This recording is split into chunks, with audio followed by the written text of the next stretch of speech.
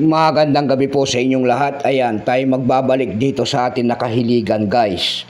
Ayan, pangungulikta ng barya, pagbibigay ng kanilang mga presyo sa ating mga online selling. May pag-usapan kasi tayong barya, ayan, sa ating harapan 3 piraso po. Ayan. Ayan. Ang pag-usapan natin guys na barya, ito po ay Turkey coins. Ayan. Turkey coins. Ayan. Ayan, 1 lira po kung tawagin nila, 1 lira ng bansang Turkey. Ayan, siya po, ayan, lalaki na yan, siya po ay si Mustafa Kemal Atatürk. Ayan, Atatürk, ayan yung mukha na yan guys. Ayan.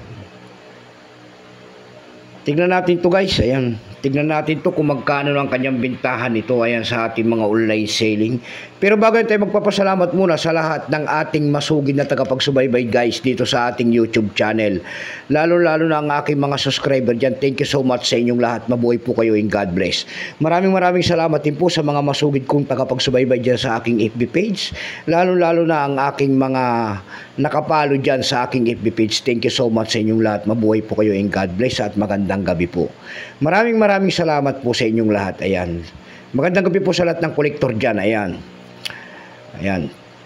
Yun naman po sana hindi pa po nakapag-subscribe dito sa ating munting channel. Hanyayaan ko lang sana kahit malaking tulong na po ubagay ang yung magagawa. Tulad ng pagpindot ng ating subscribe button, like and share. Para ma-update ko naman kayo sa mga bago ko pang ilalabas na video about coins. Ayan. Thank you guys. Ayan. Yan ang ating pag-uusapan po. Ayan. Pera po ng Turkey coins. Ayan. Nagsimula ang years niyan guys mula year 2009 hanggang 2022.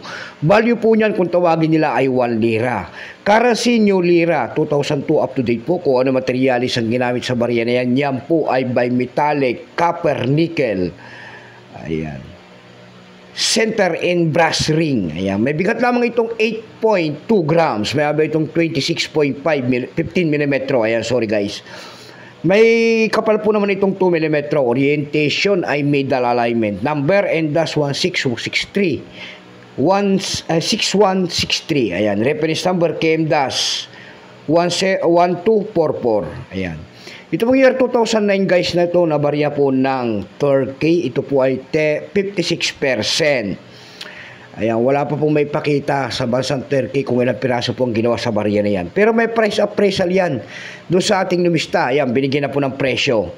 Yung kanyang extra pen po ay nagkakahalaga yan ng 28 pesos kung tawagin nila. Yung kanyang almost circulated ay 30. Ang circulated naman po ay nagkakahalaga yan ng 93 pesos.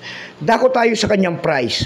Doon sa ating eb.com guys, tingin-tingin tayo ng presyo nito. Ayan, kung may nagbebenta na nito. Mayroon naman tayo nakita doon guys na nagbebenta nito ng $15. Ayan, maganda ang presyohan nito. Nasundan po ito ng $8. Yung pinakamababa po na bintahan doon guys ay $3.73. Dako naman tayo sa Carousel PH. Sa Carousel PH guys, meron tayo nakita nagbebenta nito ng 100 pesos.